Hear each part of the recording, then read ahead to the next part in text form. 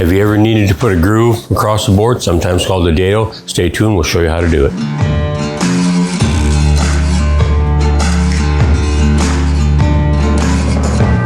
Yeah, so what's a dado? A dado is a groove that goes across your board to receive another piece of board that you want to set inside there. Real simple, just like that. Dado typically has 3 sides. You've got a bottom and then both other sides of your cut, designed to give you stability when you put your board in there. Real easy. So we're going to do this with a router because it's too wide or too long really to be comfortable putting it on my table saw and doing a cut with a dado stack. So we're going to do it with a router. What we've done here is we've got a router with a straight edge plate on it that's going to run up against the fence that we're going to add to our piece here. So you've got to have that. We've got a 3/4 inch straight fluted router bit in here, 1/2 inch shank, good heavy duty, sturdy, brand new bit. And we're set at about a 1/4 inch of depth. I'm going to lay it down here. And one thing I'll caution you is always lay your router on its side with the bit facing away from you.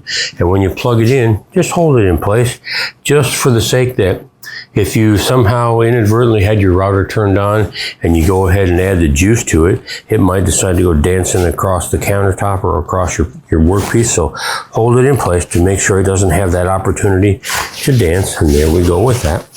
So I know that I've got 2 5/16 inches from the edge of my router plate to the edge of my router bit. And I want to have a 1/4 inch left on the end of my board, and I want a 3/4 inch dado. And in this situation, I actually want that to be an inch gap here on the end. So I've taken my measurements and I've added them together, and I've got a 4 1/16 inch spacer in place to run our fence up against.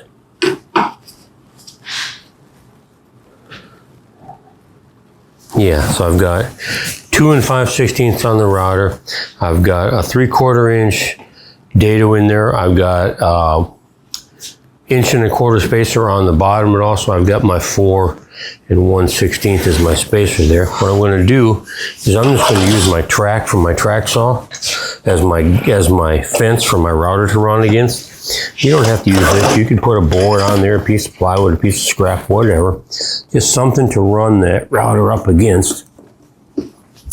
That's going to assure us of having a nice straight line across there for our router.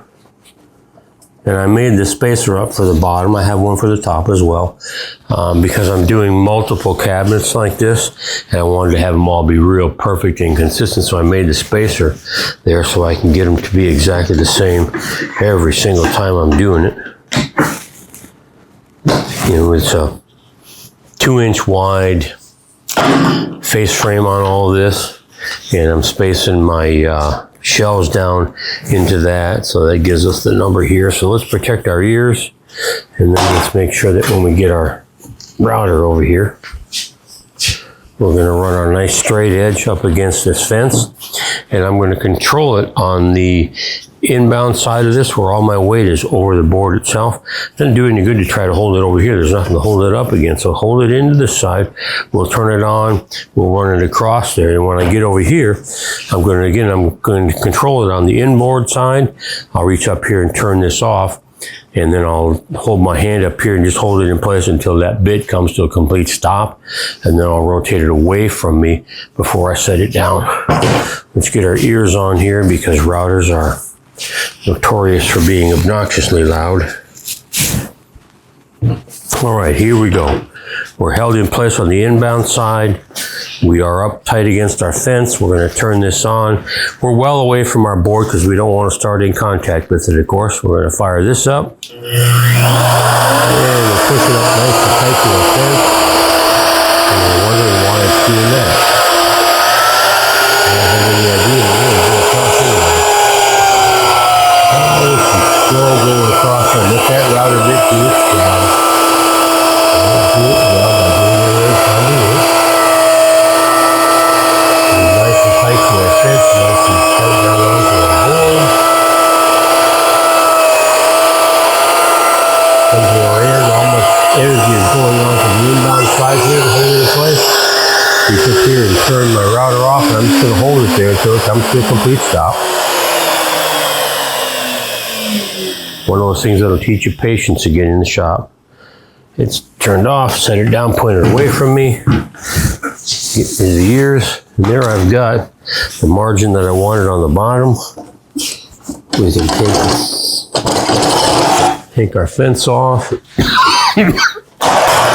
set that aside, and you'll see what we've got here is a perfect dado for our bottom of our shelf to sit in.